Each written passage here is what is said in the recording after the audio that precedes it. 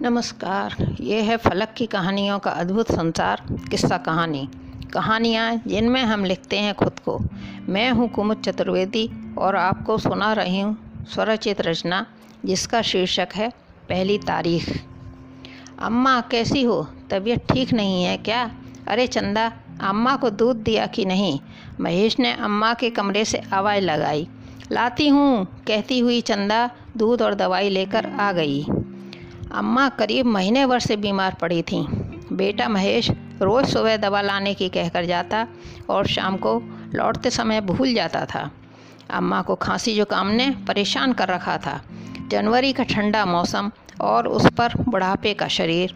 भूख तो बिल्कुल ही नहीं लगती थी। अम्मा को 2-3 दिन से बुखार भी आ रहा था। बहू सुबह अम्मा को नाश्ते में बासी रोटी चाय के साथ और कभी अचार रख कर के दे जाती थी, पर अम्मा ने अब वह भी खाना छोड़ दिया था।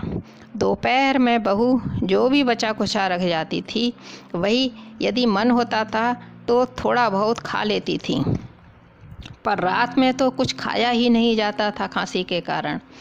परंतु आज महेश को अपने पास और बहू को दूध दवाई के लिए आवाज़ लगाते देख अम्मा को बहुत आश्चर्य हुआ।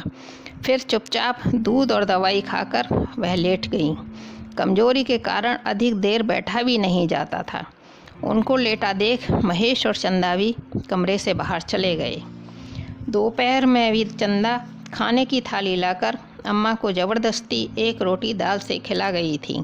अम्मा का तो मन ही नहीं था खाने का, पर चंदा ने आग्रह करके खिला दिया था। दवा भी दे गई थी जिससे बुखार उतर गया था और खांसी में भी राहत थी, पर अभी कमजोरी बहुत थी। शाम को महेश ने खुद अपने हाथों से अम्मा को दूध और दवाई दी थी। अम्मा के पास बैठकर वह उनके पैर भी दबाता रहा था रात को। दूसरे दिन सुबह अम्मा को महेश ने दूध पिलाया और बुखार भी नापा। अब अम्मा का बुखार ठीक था और खांसी में भी बड़ी राहत थी।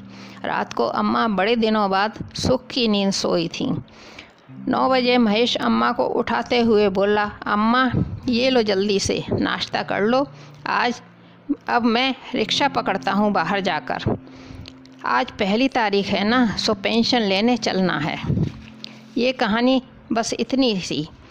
आप अभी सुन रहे थे मेरी स्वरचित रचना मेरी ही आवाज़ में, और मैं कुमुद चतुर्वेदी आपसे फिर मिलते हैं एक नई रचना के साथ फलक के अपने इसी चैनल किस्सा कहानी में।